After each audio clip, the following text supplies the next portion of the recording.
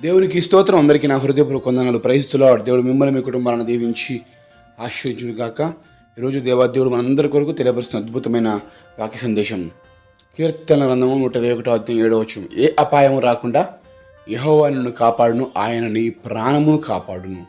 దేవునికి ఏ సమస్తమేమో కలుగును గాక. ఈ గొప్ప వాగ్దానము మనందరి జీవితాలు నెరవేర్చబడును గాక. ఆమెన్.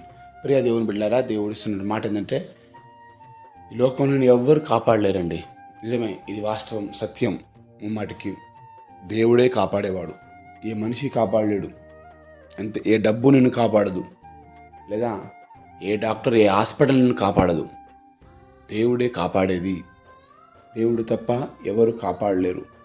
సో మన దగ్గర డబ్బు ఉండడాన్ని బట్టి, మనము హాస్పిటల్ వెళ్ళడాన్ని బట్టి, మనము అక్కడ డాక్టర్ దగ్గర చూపించుకోవడం బట్టి కాపాడబడతాం కావచ్చు. కానీ దేవుని కృప లేకపోతే మనము కాపాడబడలేము.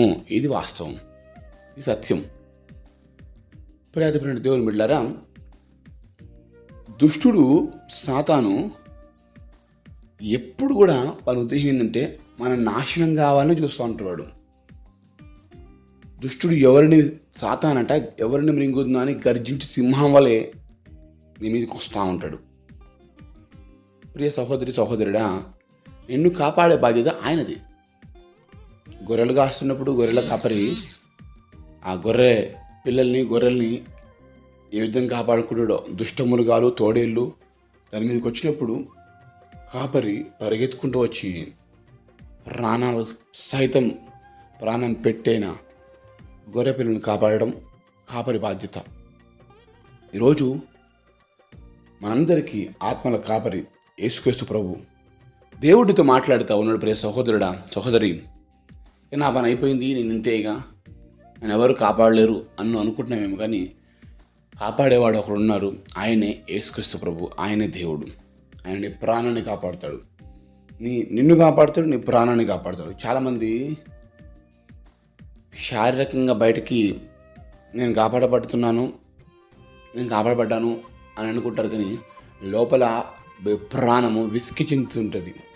అనేక సమస్యలతో చేత విసుగు చెంది వేసారిపోయి ఎందుకు నా బ్రతుకు అని నీ ప్రాణము తరలిపోయిన పరిస్థితి ఉంటుంది.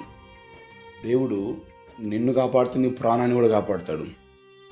హల్లెలూయా. మనుషులైతే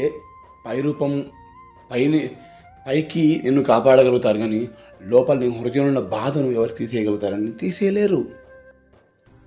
పైకి నేను సంతోషపెట్టగలుగుతారు, కానీ హృదయంలో బాధ ఎవరు తీసేయగలుగుతారు? యేసుక్రీస్తు దేవుడు మాత్రం. అందుకే ఆయన నిన్ను మాత్రమే కాదు, ఏ అపాయము రాకుండా నిన్ను కాపాడుతాడు, నీ ప్రాణాన్ని కూడా కాపాడుతాడు.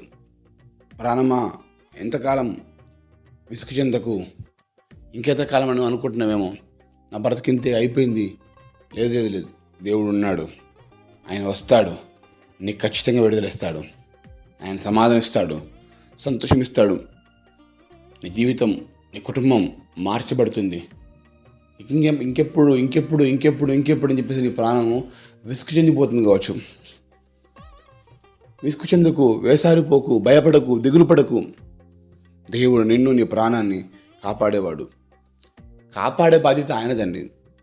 ఈ భూలోకంలో ఏమని నిజంగా చెప్తున్నా, స్వచ్ఛంగా, నిజంగా ఏ మనిషికి కాపాడేంత అధికారం లేదు. దేవుడు ఒక్కడే. దేవుడు తప్ప కాపాడడానికి ఎవ్వరికి ఆ సామర్థ్యంగా సత్తా లేదు. యేసయ్యే నిన్ను కాపాడేది, యేసయ్యే నిన్ను బ్రతికించేది. అనారోగ్యంతో ఉన్నావా, దేవుడే నిన్ను కాపాడుతాడు. అనేక రకాల సమస్యలతో బాధపడుతున్నావా, దేవుడే కాపాడుతాడు. ఇరుకులతో, ఇబ్బందులతో, లేనిపోని సమస్యలతో కొట్టుమిట్లాడుతూ చింతపడుతున్నావా, దేవుడే నిన్ను కాపాడుతాడు. కాపాడే బాధ్యత ఆయనది. ఆయన చేతుల్లో పెట్టు, ఆయన నిన్ను కాపాడుకుంటాడు. మన పిల్లలు స్కూల్కి వెళ్ళినప్పుడు మనం కాపాడగలుగుతామా? దేవుడే కాపాడతాడు. మనం రోడ్డు మీద వెళ్తున్నప్పుడు మనం కంట్రోల్ చేసుకుని బండి వెళ్తున్నా, కారు వెళ్తున్నా, ప్రయాణం చేస్తున్నా మనం కాపాడతామా? దేవుడే కాపాడతాడు. నువ్వు పాడుకుని నిద్రపోయినప్పుడు నిన్ను కాపాడగలుగుతావా? దేవుడే కాపాడతాడు. కునుక నిద్రించిన దేవుడు, ఆయన కాపాడేవాడు. ఈరోజు దేవుడు నిన్ను కాపాడును అంటే ఈ గొప్ప వాగ్దానానికి అందిస్తుండగా ఈ వాగ్దానం పొందుకొని సొంతం చేసుకుందాం. దేవుడి మాటలు దీవించును గాక.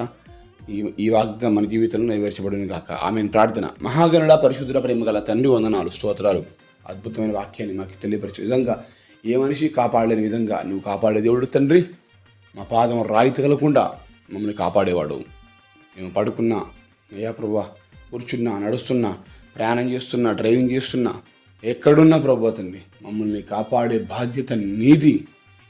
అయ్యా ప్రభా, నీవు గొప్ప దేవుడు. ఎవ్వరూ కాపాడలేని విధంగా నువ్వు కాపాడగల గొప్ప సామర్థ్యం, శక్తిగల దేవుడు అని స్తుతిస్తూ కనపరుస్తూ ఈరోజు సమస్యలతో, కష్టాలతో మా ప్రాణం విసుగు చెంది వేసారి చెందుతుండగా మా ప్రాణం కూడా కాపాడి మమ్మల్ని బలపరిచే దేవుడు నమ్మి సూచిస్తూ యేసు నామములో కృతజ్ఞతలతో అడిగి వేడుకుని పొందుకుంటున్నాం మా ప్రియ పరలోకమైన తండ్రి. ఆమేన్.